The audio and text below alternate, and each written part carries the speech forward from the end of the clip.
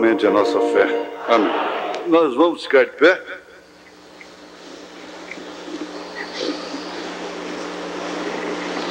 Vamos ler apenas o verso 5 da primeira carta de Timóteo, capítulo 1.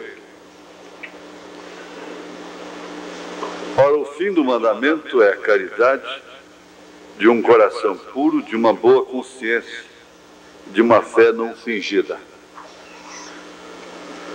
Senhor, nós te pedimos que o Senhor aceite este culto ante a tua face, ante do teu trono de graça, pela tua misericórdia, teu amor e compaixão, perdoando os nossos pecados, e que possamos ter um inventário na nossa consciência nesta noite, em nome de Jesus Cristo, pelo teu poder. Amém. Assentai-vos, irmãos.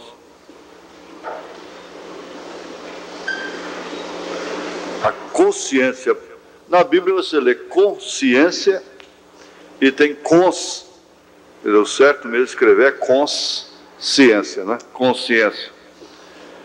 Um dos 5 sentidos do espírito.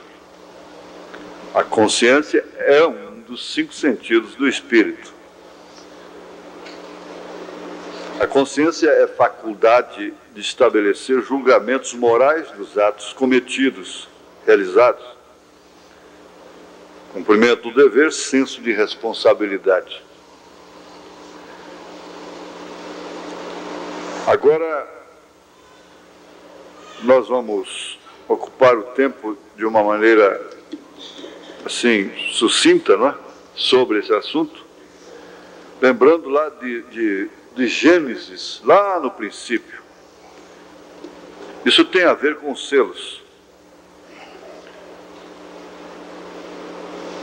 Quando Adão e Eva, Gênesis 3:8. Nós vamos ver aqui. E ouviram a voz do Senhor, ouviram a voz do Senhor Deus, que passeava no jardim pela viração do dia. Escondeu-se Adão e sua mulher da presença do Senhor Deus entre as árvores do jardim. Agora, baseado nisto, é que nós concluímos que a consciência é a voz secreta da alma, que aprova ou reprova os nossos atos cometidos. É claro, nossos atos, nossas atitudes, nossas palavras, nossas determinações, nossas posições e assim por diante. É considerado o maior tribunal que existe na Terra, a consciência. Isto é, desde que ela não perca a sua sensibilidade.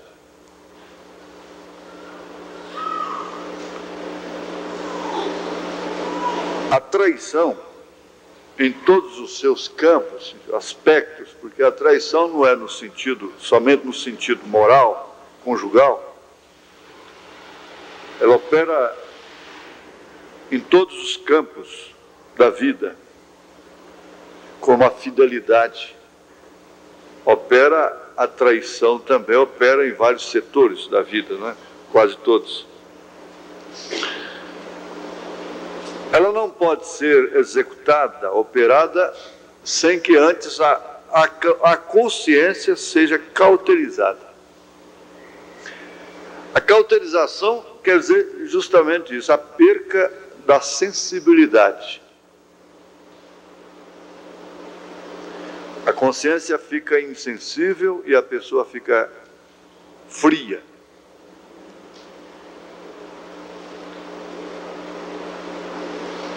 O choro não a sensibiliza.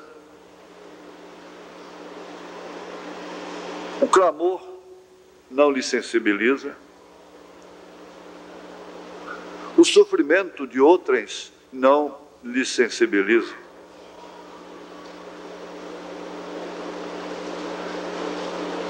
Parece que quando o homem perde a consciência, ele perde Deus, ele perde o Espírito Santo. Ele não tem como Deus falar com ele.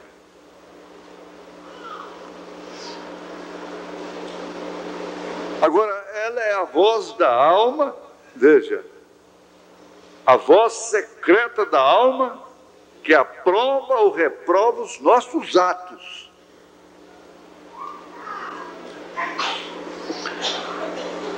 Essa citação bíblica confere isto. E ouviram a voz do Senhor Deus, que passava no jardim pela viração do dia, escondeu-se Adão e sua mulher da presença do Senhor Deus entre as árvores do jardim. Por que não antes? Por que não antes? Por que que antes o homem come, bebe, deita, convive com a esposa sem nenhum embaraço? Mas depois que entra alguma coisa no meio, então entra um embaraço perceptível. Logo o outro cônjuge percebe, tem alguma coisa errada. O que aconteceu? Está triste? Alguma coisa aconteceu lá fora? É uma doença grave que você descobriu? É um câncer? E não quer me contar? Porque o que está acontecendo? Aconteceu alguma coisa. No contato íntimo da vida do casal, qualquer coisa atrapalha. Não propriamente as dificuldades da vida, que são naturais. Um passa a compreender o outro de forma tal que percebe. Quando o estorvo é vem da luta natural da vida, que não se tornou um estorvo pessoal, íntimo.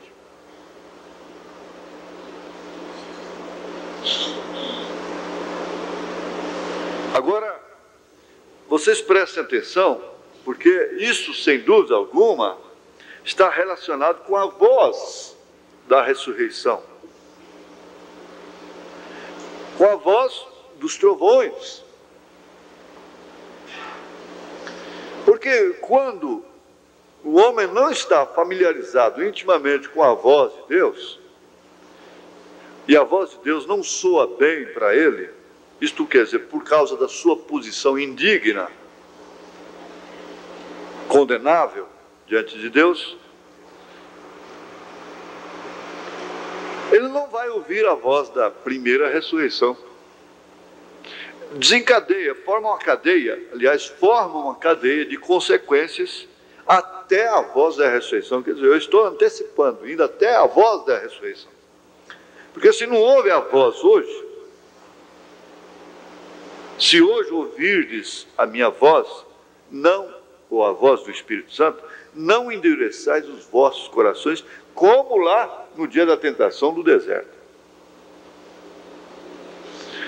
Se o coração é endurecido, nas pequenas coisas que o Senhor fala aqui, é porque há uma separação, há uma cauterização.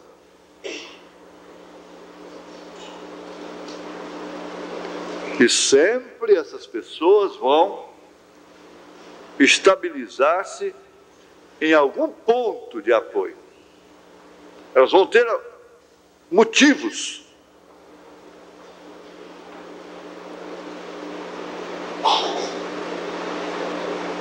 Mas a consequência, antecipadamente, é esta, que forma uma cadeia que vai chegar ao ponto dela também não ouvir a voz da ressurreição. Se ela não ouve a voz da repreensão, se ela não ouve a voz do acerto, da disciplina, Hebreus 12,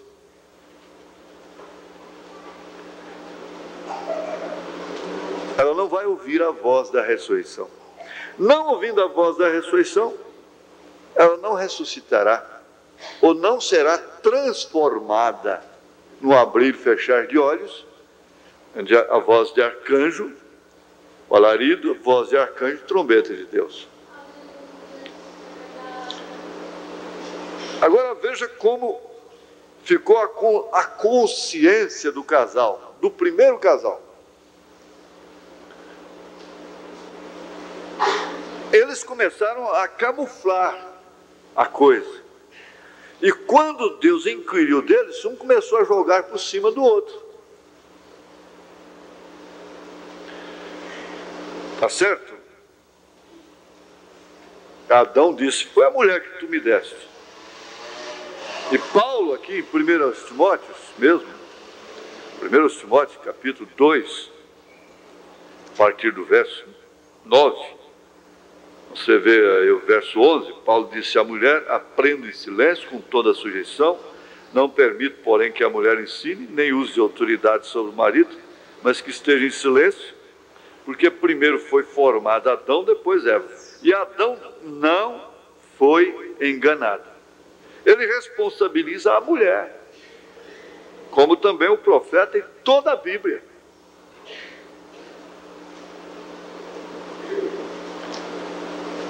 Veja,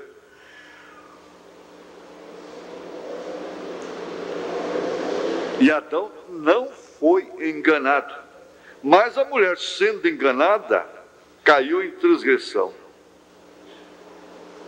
Por isso pesa sobre ela uma diferença muito grande dentro da dimensão humana. Em Cristo não há macho nem fêmea, mas dentro da dimensão humana existe uma diferença.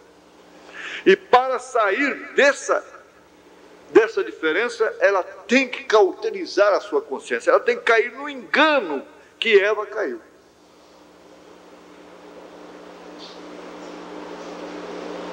Não tem a dúvida.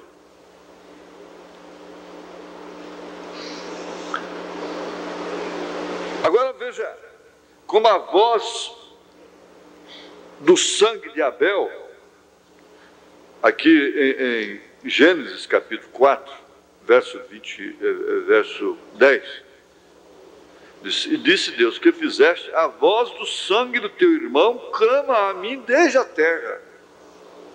Se a sua consciência ficou insensibilizada, neutralizada, a minha não.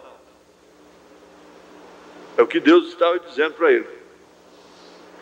Se a voz do seu irmão, do sangue do seu irmão, não clama sobre você, se você não pode ouvi-la, a mim ela clama também, e eu posso ouvi-la, eu a ouço.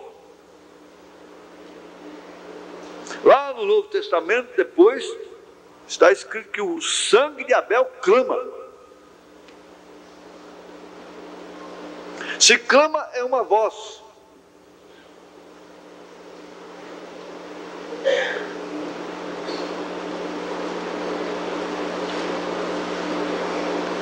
A consciência não pode ser ferida, tangida sem voz.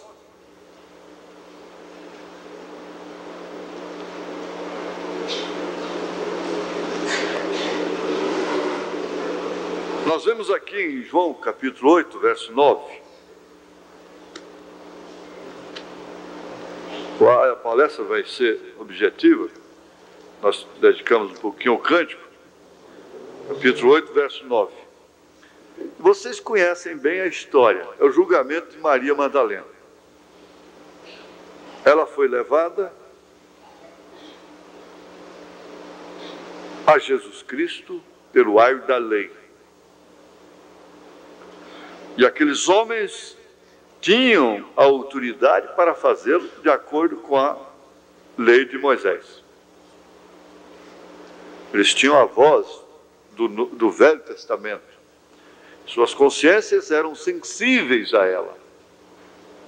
E eles procuravam obedecê-la de uma maneira social, religiosa, de uma maneira fiel.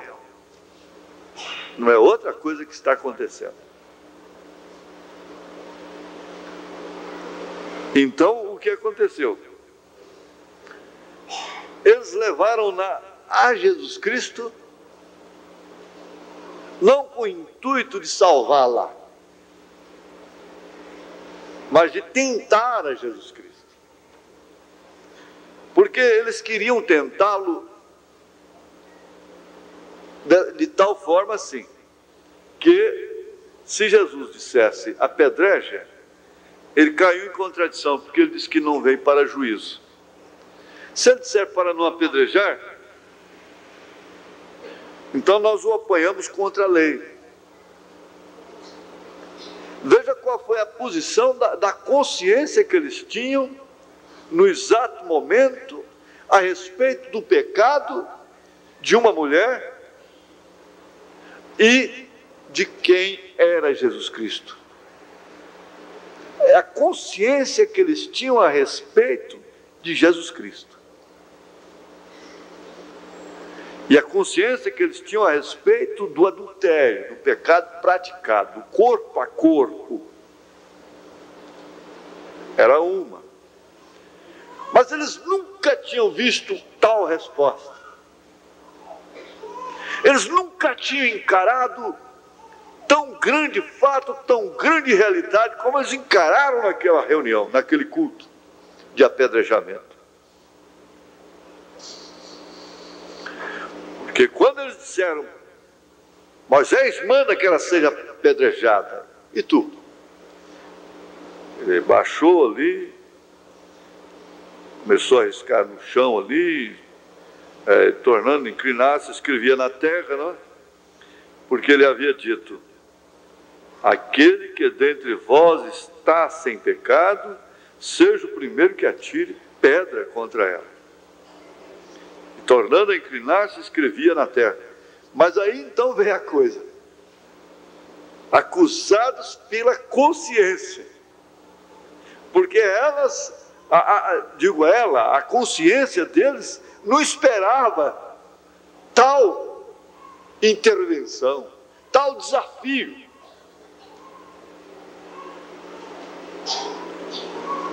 Então no verso 9 diz, quando ouviram isto, ouviram aquela voz de desafio, saíram um, a começar pelo mais velho até os últimos. Ficou só Jesus e a mulher que estava no meio. Então, eles foram acusados pela consciência. Eles não tiveram como atirar a pedra. Isso quer dizer, Jesus Cristo, que foi o construtor do homem, daqueles homens que estavam ali, que construiu o abstrato psíquico aqui da consciência, usou aquilo. O advogado sensibilizou. Por isso ele é advogado. Que tem argumento incontestável, comprobatório.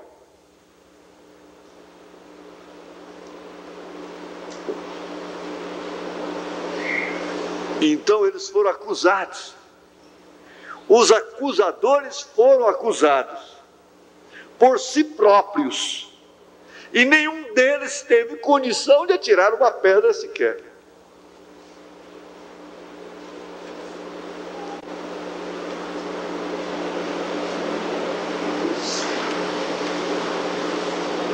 Nós temos que prosseguir. A boa consciência, ela é especificada aqui por Paulo. Nós vamos ver, voltando agora a 1 Timóteo, capítulo 1, verso 5 e verso 19. Vamos lá. O verso 5, onde lemos, o fim do mandamento é a caridade, que é o amor, de um coração puro, de uma boa consciência. Então nós vemos aí que o amor procede de uma boa consciência, Quer dizer, o verdadeiro amor só pode proceder de uma boa consciência.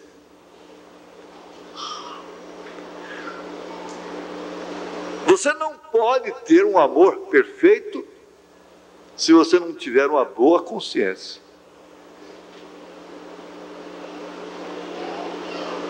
Você tem que deitar, dormir, abraçar, comer junto, com boa consciência.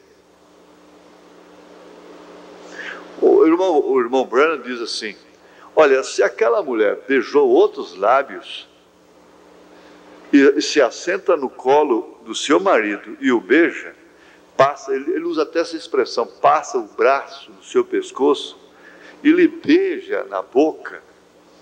Ele diz assim: aquele beijo é um beijo que arde, inferno, fogo. Ele diz: aquele homem deveria repudiá-la.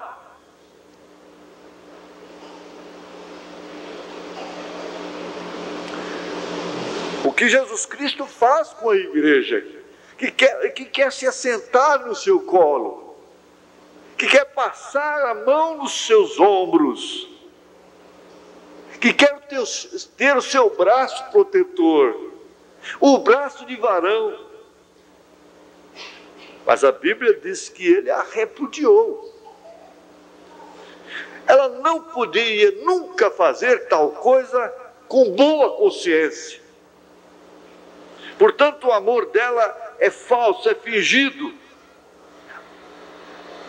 Aqui no verso 19, ele diz: conservando a fé e a boa consciência, rejeitando a qual alguns fizeram naufrágio na fé. Conservando a fé e a boa consciência. Quando Paulo disse para aquelas autoridades que ele estava com boa consciência diante deles, eles mandaram que ferissem na boca.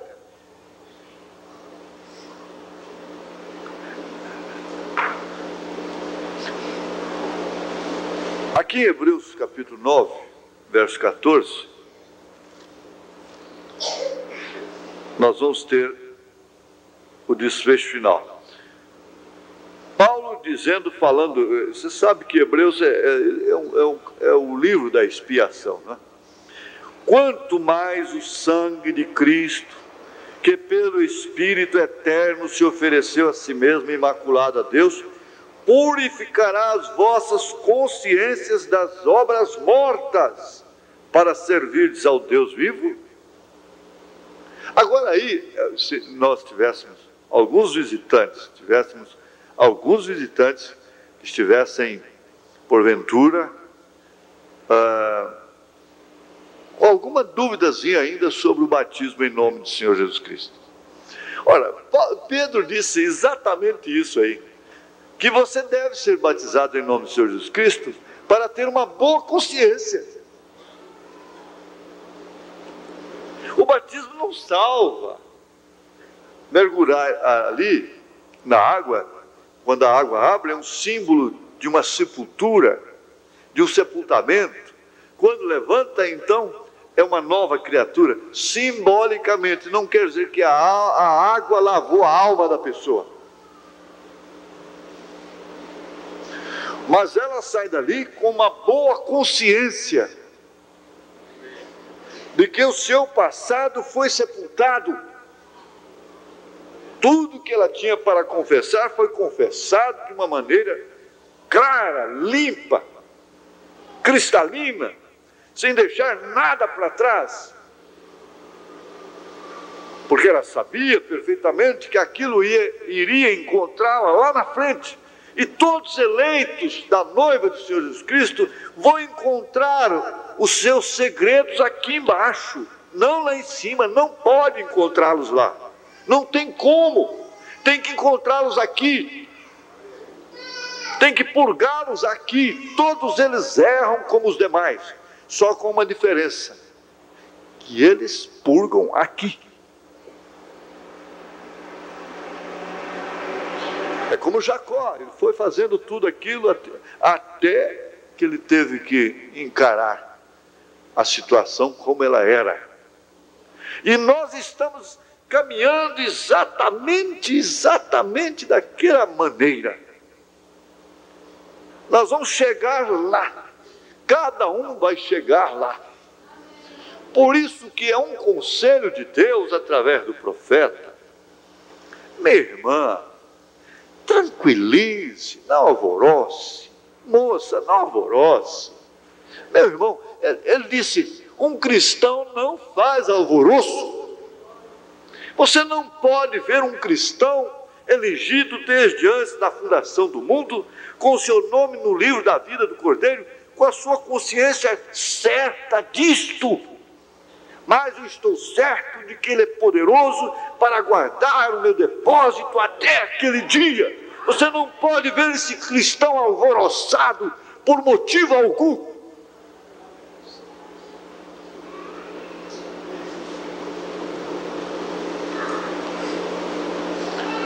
As coisas. Veja, você já notou como que é o mundo? O mundo suporta, ensina. O mundo diz que beber cachaça é uma boa ideia. Propagandas insinuantes. O mundo ensina a prostituir. A televisão é uma escola de prostituição. Dentro de casa, ensinando meninas de 7 anos, 6 anos de idade a prostituir. A televisão é uma casa de prostituição dentro de casa. Essas meninas sabem tudo quanto é pornografia, aprendidas nas escolas.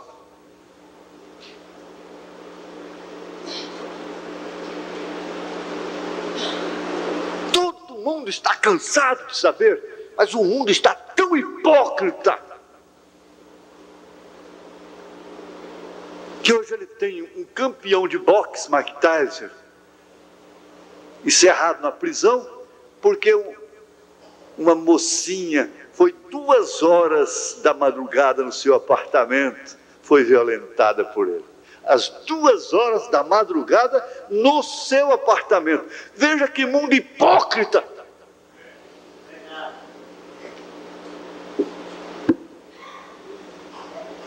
Com o mosquito, engole o camelo.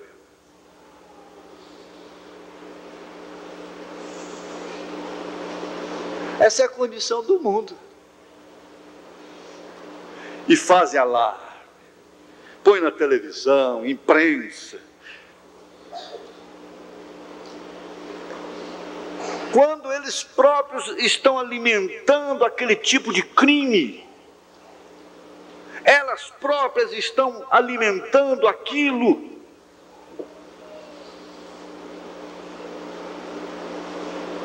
Hoje mesmo eu entrei numa loja agora de tarde, tinha 2 mulheres brigando, funcionários ali brigando.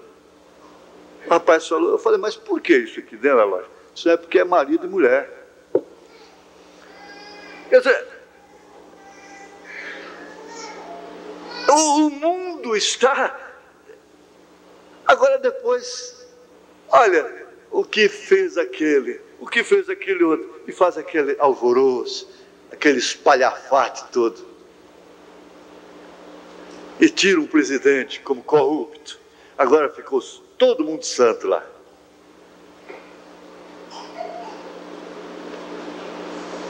Tiraram o corrupto do Brasil, agora só tem santo lá. Não tem nenhum corrupto lá mais.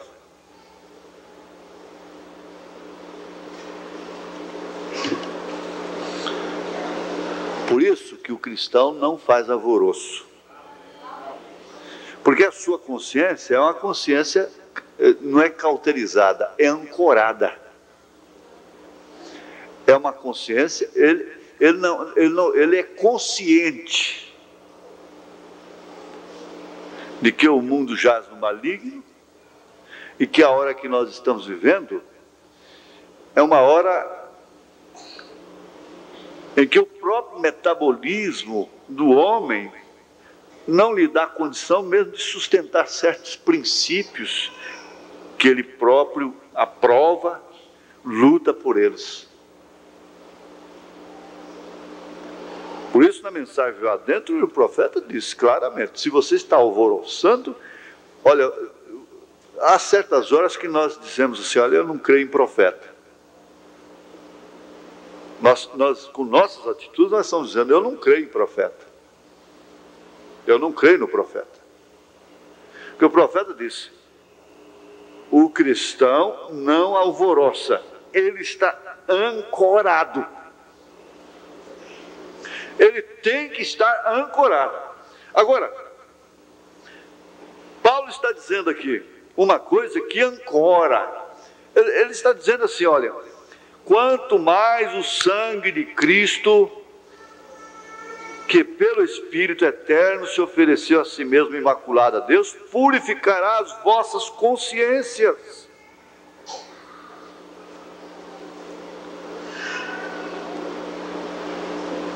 Aqui no quarto selo, parágrafo 135,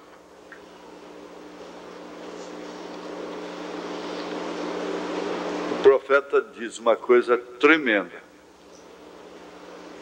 Eu disse: vocês pentecostais, ele tinha que falar naquela hora assim, o profeta não tinha ainda uma linha de igreja que ele nem mesmo conheceu. Ele não conheceu essa linha de igreja que ficou da sua mensagem.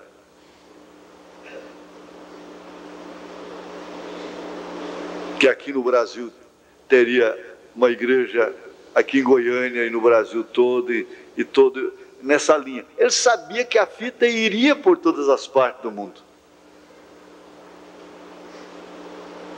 Ele sabia que essa mensagem ia separar um povo. Mas ele não alcançou, ele não chegou a ver isso plenamente coordenado. E ele falava muito aos pentecostais. Ele dizia: vocês pentecostais, agora, para que serve isto agora, no momento? Não deixem sua consciência descer ao bolso. A sua consciência descer ao bolso,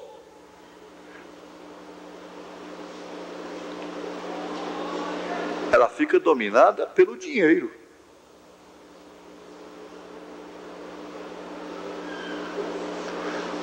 E é exatamente o que aconteceu com o homem.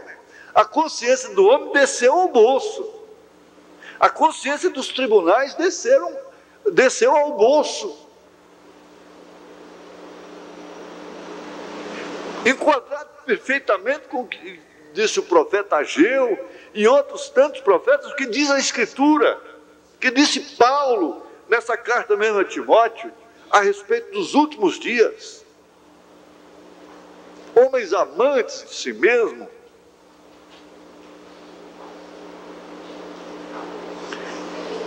você não deixa a sua consciência descer ao bolso, porque você vai ser uma pessoa dirigida pelo que o dinheiro pode fazer.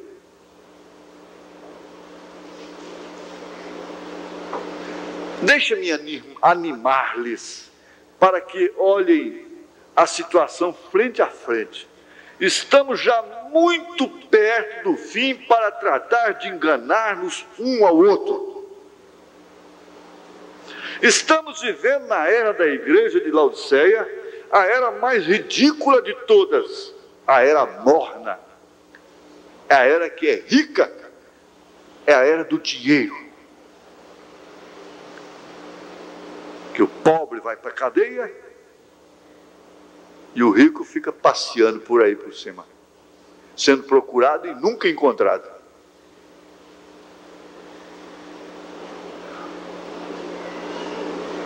Estamos já muito perto do fim para tratar de enganar-nos um ao outro. Ora, aonde surge aquele conselho, seria preferível, né?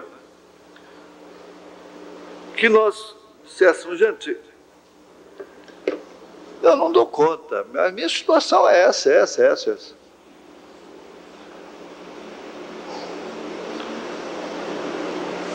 O que se passa comigo, na verdade, é perfeitamente humano. mas fere minha consciência como cristão.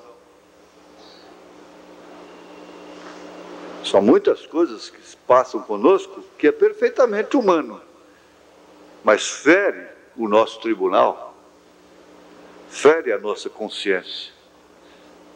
E nós procuramos então esconder de Deus. E procuramos a fazer cobertura, porque a expiação quer dizer justamente cobertura. Mas foi o que Adão e Eva fizeram, eles pegaram folhas para cobrirem a sua nudez. Você pode censurá-los, todo mundo pode censurar Adão e Eva, mas a sequência é exatamente essa. É o que todo mundo faria, como consequência daquilo. Nós queremos cobrir com credos, com dogmas. As denominações estão redondamente enganadas. Elas cozeram para si vestimentas como Adão e Eva. E Paulo disse em 2 Coríntios capítulo 5, que se formos achados nus, nós não temos, em outras palavras, nós não temos corpos para subirmos. Porque quando esse tabernáculo é desfeito, tem que haver um outro tabernáculo, muito maior, muito mais sublime, para através do qual nós chegarmos à sexta dimensão. Não é isso? Agora, quando esse tabernáculo é desfeito, e que o Espírito não tem outro corpo para se revestir, na linguagem de Paulo, ele fica na quinta dimensão. Então o que acontece? O inferno se torna um estado de consciência. Agora ele ouve tudo o que o advertiu. Agora ele escuta todas as vozes, ao mesmo tempo, sem poder, sem ter nenhuma chance de retorno. Não pode acabar de chegar e não pode voltar. Essa foi a situação daquele rico, quando a consciência desceu ao seu bolso, aquele mancebo de qualidade que Jesus disse: vai, vende tudo que tens, vem, segue-me. Ele ficou triste. Jesus disse: quão difícil é o rico entrar no reino dos céus, mais fácil é um camelo passar pelo fundo de uma agulha do que um rico entrar no reino dos céus. E ele então o que fez? Ele se enriqueceu mais, porque aí ele prospera. Quando é um filho, o chicote cai, ele empobrece como filho pródigo, mas quando não, ele vai prosperar, vai enriquecer mais. E aí então encheu os seus celeiros, e a sua consciência desceu ao bolso, e ele chegou ao ponto de dizer: regala-te, ó alma. Ele perdeu a voz secreta da alma. Ao invés da alma falar com ele, ele que falava com a sua alma. Isso foi bom quando Davi, plenamente sensibilizado no Salmo 103, falou com sua alma: bendiz, ó minha alma, bendiz ao Senhor, e não te esqueças de nenhum dos seus benefícios. Não deixe tampar a sua consciência, minha alma. Não te esqueças do que Ele fez por você. É Ele quem te redimiu de todo mal, de toda desgraça. O mal está na frente, o mal não é aqui, o mal não é este, o mal está lá na frente te esperando. Ah, minha mulher, ah, meu marido, não, esse não é o mal. Ah, meu filho, não é este o mal. Ah, minha filha, também não é este o mal.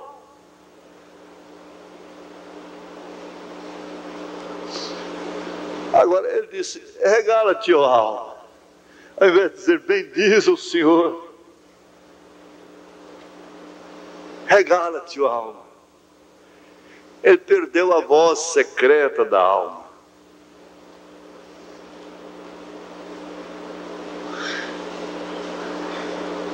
Resultado, ele morreu. Porque morre, vai morrer. E ele foi levado.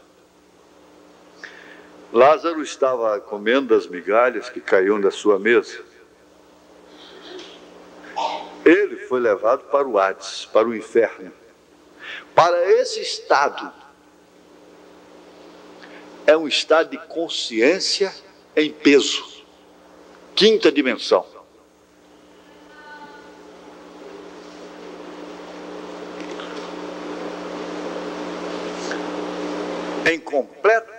Em completa e total acusação. E Lázaro morreu também. Mas só que Lázaro foi levado pelos anjos. É claro, não poderia parar na quinta dimensão quem é levado pelos anjos. Foi para a sexta dimensão, foi para o seio de Abraão. Agora de lá ele pôde clamar, como Jesus disse, ô pai Abraão, manda que Lázaro, agora Deus podia ouvir sua voz. Ele não pôde ouvir a voz de Deus. E ele teve seus motivos.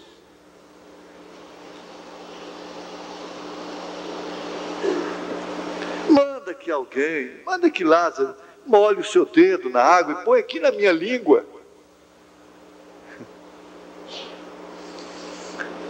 Ele disse, não, é um abismo. É um abismo de dimensão entre nós. Não tem como.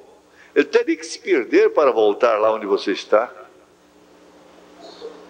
Você teria que ser salvo daí, mas não tem como. Não existe essa questão de ser salvo depois de morte. Podem queimar 1 milhão de velas lá para você, pode rezar 10 milhões de missas. O Papa pode rezar o resto da vida por você lá, que ele não te tira daí.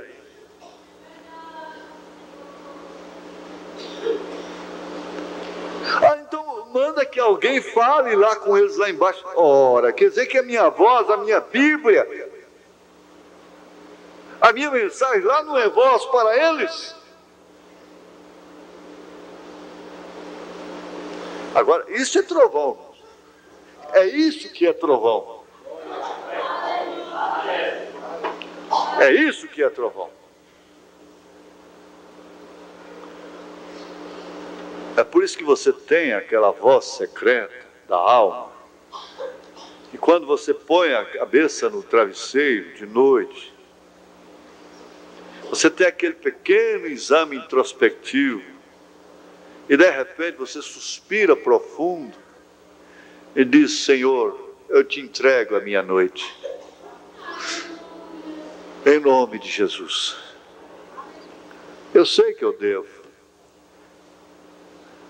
Ninguém pode viver e conviver. Conviver é com alguém, com seres humanos, sem ofendê-los, sem se prejudicarem entre si, sem ferir, sem machucar. Família machuca. Chega a ser o maior inimigo do homem. Jesus disse. Ora, mas aquele homem, ele era valente. Ele fez tanta coisa que podia ser censurada, como Simeon censurou, e com verdade. Ele dizia, em paz eu me deito e durmo, porque só tu, Senhor, me fazes habitar em segurança. Eu vou me deitar. Isto quer dizer, eu vou deitar à noite na cama e vou dormir e vou acordar. mas vou me deitar também na tumba e dormir, e vou acordar em segurança lá do outro lado. Você tem que partir daqui com essa boa consciência. E tem uma coisa, irmãos, olha, eu posso partir em qualquer momento, você pode partir em qualquer momento, mas essa congregação é a congregação do rapto. Essa idade nossa aqui, se o irmão Branham disse que ele não morreria de velho sem o rapto acontecer, e nós? E eu? E você? Nós estamos vivendo a geração do rapto, do arrebatamento. Ninguém aqui está em desvantagem, não?